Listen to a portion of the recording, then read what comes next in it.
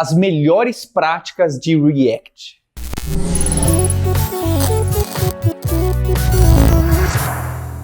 Eu sou Paulo Silveira. E eu sou o Mário Souto. E o React é um mundo à parte. Com o crescimento do framework, novas versões, com a chegada do Next, com a chegada de mudanças na stack, acho que foram mudando as boas práticas, desde a forma que a gente escrevia componentes puro, até os hooks, até mudanças muito maiores. E eu queria entender, Mário, aí 2021, 2022, que hoje, quando a gente cria um projeto do zero, normalmente do zero, ou cria novas funcionalidades, o que é considerado boa prática, o que é considerado, olha, isso aqui era antigamente, vamos preferir fazer assim. Que eu entendo que quem está enfiando a mão em código antigo não tem muito essa liberdade. Mas considerando hoje, o cenário de React, hoje, o que tem das novidades, que talvez hoje em dia nem sejam mais tão novidades, que você precisa usar na sua aplicação React? Bom, eu acho que o primeiro passo, até para ajudar você que está trabalhando nesse legado e tudo mais, é, assim que terminar esse vídeo, tenta marcar um papo com o seu time para tentar definir padrões em cima do que a gente vai te passar aqui de dica. Porque aí você vai conseguir efetivamente, de forma incremental, trazer esses benefícios para o seu projeto. Porque realmente o cenário mais comum é estar trabalhando em um sistema mais legado ali, né, que tem muito código antigo. E por código antigo, a gente pode entender que no React é o código que está trabalhando com um componente de classe. Então, que é o class component. Você vê lá que você usava o react.component, usava o this.setState. Hoje em dia, tudo que a gente tem de lançamentos do React é focado pensando na questão de trabalhar com os hooks. Então, useState, trabalhar ali com useEffect, que substitui toda aquela nomenclatura que eu achava muito bonitinha, dos ciclos de vida, que tinha lá component didMount, component willAmount. Agora são variações de como você usa o useEffect, que a gente perdeu um pouco na nomenclatura, mas ganhou em flexibilidade e em facilidade de reuso disso. Acho que a primeira boa dica é dar uma estudada nos hooks básicos, beleza? Começa a aplicar aí na sua aplicação, sentir como que funciona ali. E para coisas mais complexas que você quer, como por exemplo, gerenciar o estado de um formulário. Antes, você tinha que criar um componente que fazia isso. Hoje em dia, você pode criar só um hook. Você pode criar uma função que vai usar useState, useEffect e vai gerenciar toda essa troca de estado nessa função.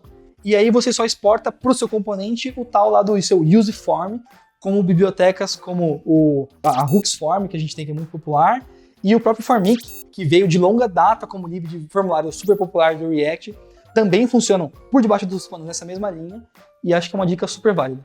Ótimo, então favorecer o uso de hooks em vez do que os componentes clássicos do React. Acho que essa é uma dica muito válida, que já tem algum tempinho, mas agora se tornou bastante padrão. Foi o que a gente usou na imersão da Lura, que eu assisti e depois eu também entendi. É óbvio que entender como funciona o componente debaixo dos panos do hook também ajuda a clarear bastante como que é o ciclo de vida do componente, senão fica tudo muito mágico.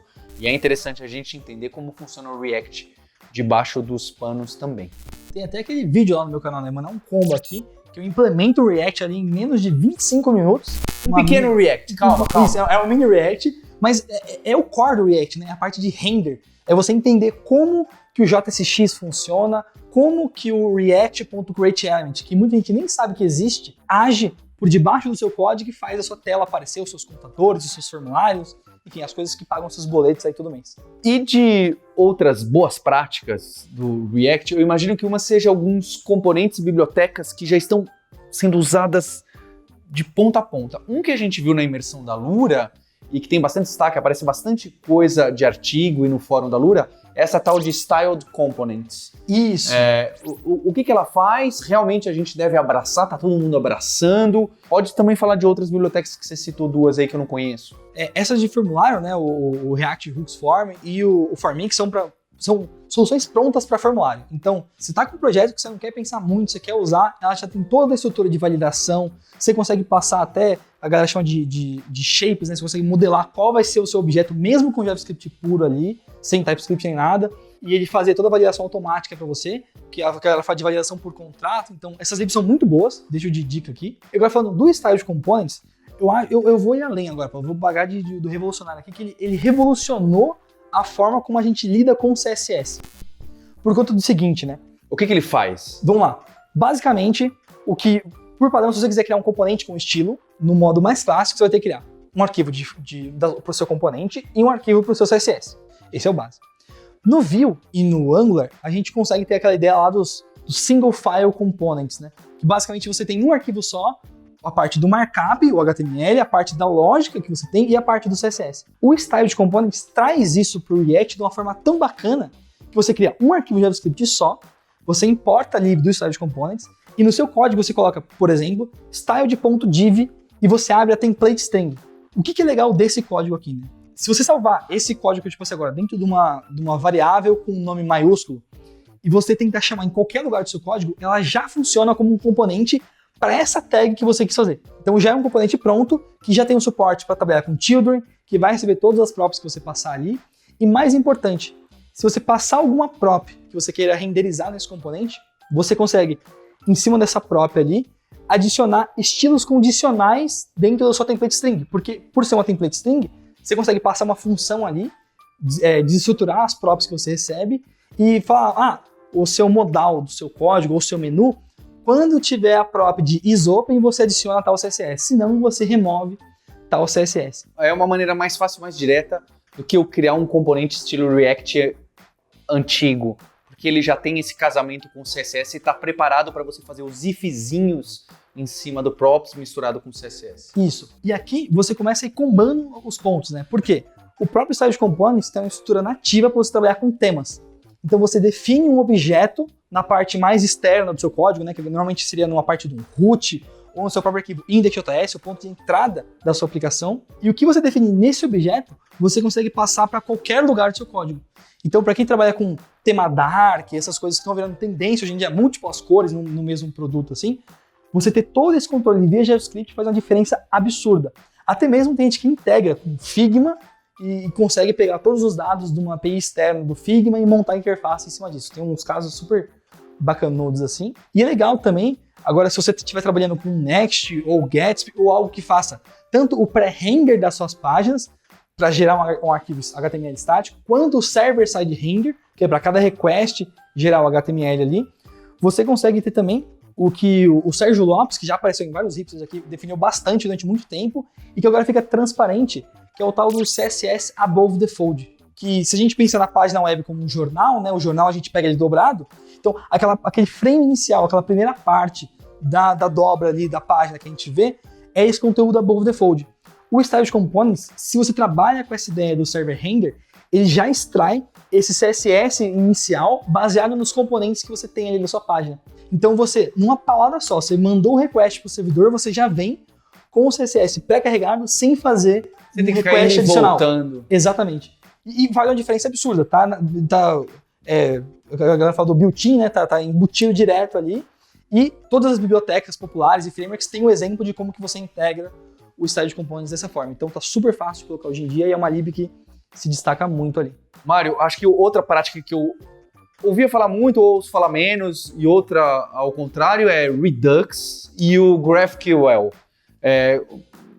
Onde aparece um, o que um está sendo usado, o outro em outro lugar, como fica? Boa, né? Então a gente falou dessa questão de trabalhar com CSS, trabalhar com hooks, trabalhar com CSS em JS, que tem o Style Components, mas tem outras libs também que estão surgindo, mas o Style Components é o mais fortinho ali. E a gente tem libs que estão caindo em desuso agora, como o tal do Redux, né? Claro que se você trabalha no projeto com Redux, não vai me pegar esse vídeo e tirar do seu projeto só porque a gente está falando aqui. Isso é importante de falar. Mas é legal de falar que agora a própria lib do React tem alguns conceitos core do Redux nativos no React. Então, por exemplo, pensa que sempre que você trabalha com uma aplicação React, a gente está trabalhando de cima para baixo. A gente tem como se fosse uma pirâmide de componentes, onde o seu componente central, inicial, é o que está carregando todos os outros.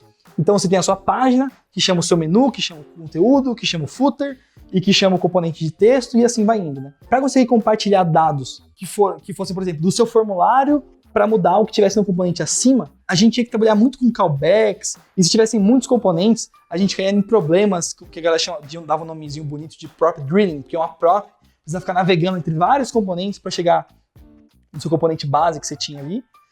E o Redux, ele meio que ajudava, né? Porque ele externalizava todo o estado da sua aplicação numa parte externa, você envolvia a sua aplicação com o Redux ali, e ele dava funções auxiliares para você pegar esse estado externo e carregar no seu componente, que facilitava muito a vida. Porém, hoje em dia, o React tem a Context API, que basicamente faz esse papel de criar uma camada externa que guarda dados e permitir que você, via funções com o seu próprio código React ali, sem Redux, consiga acessar esses dados, expor eles.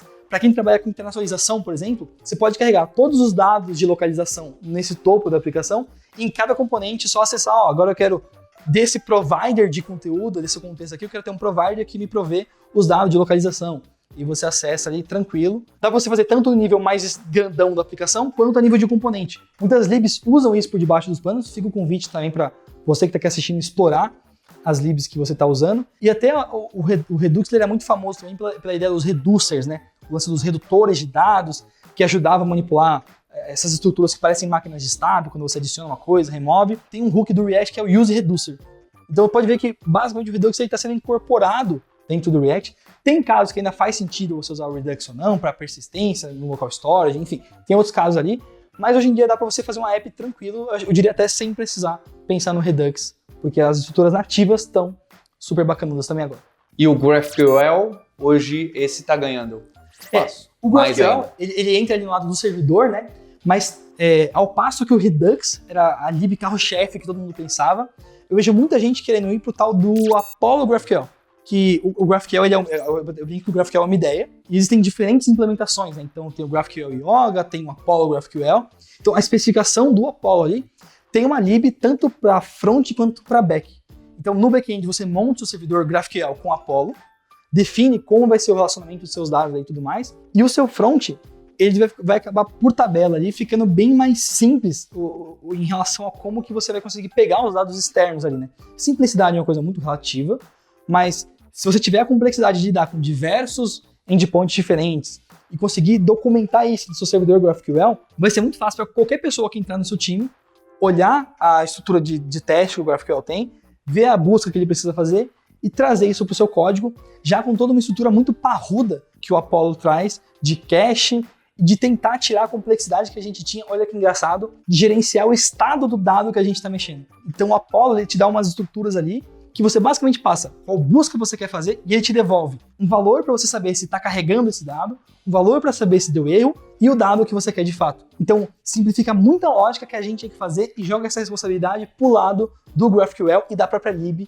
para tirar essa, enfim, isso que a gente fazia antes agora fica na mão da lib. Vale também a dica do Next.js, que é uma outra tendência do React que a gente tem muito conteúdo aqui do Next. Foi a imersão da Lura que a gente fez que ficou incrível. Tudo a ver com o server-side rendering, que também é algo, não é que é uma boa prática, mas que tem sistemas e sites que precisam, né? Que faz sentido. E cada dia mais, né? Se você for pensar em performance, você vai precisar ir para o server-side render para carregar mais rápido, para gastar menos o seu usuário ali. Então o Next ele vai entrar nesse ponto e eu acho que eu me arrisco a dizer que a experiência de desenvolvimento com o Next acaba sendo algo fenomenal também, que faz total diferença de você não ter que se preocupar tanto com algumas extensões e modificações que se você usa um Create React App ou você fez o pecado como eu fiz, de criar o seu próprio build de React na mão, já fiz na minha vida já, você acaba sofrendo com o Next, você não precisa se preocupar, os releases são sensacionais, trazem vários ganhos e vale muito a pena. E você? O que você está usando agora de boa prática ou de má prática do React atualmente? Deixa aqui seu comentário, saiba que é normal participar de projetos legados e que a vida de dev é difícil. A minha também é, a do Mário também é. Deixa seu like, assine aqui o canal da Lura e a gente está deixando um conteúdo extra relacionado não só a React, como a JavaScript, como ao canal do Dev Soltinho, com muita coisa para você entender com profundidade de React. Tchau!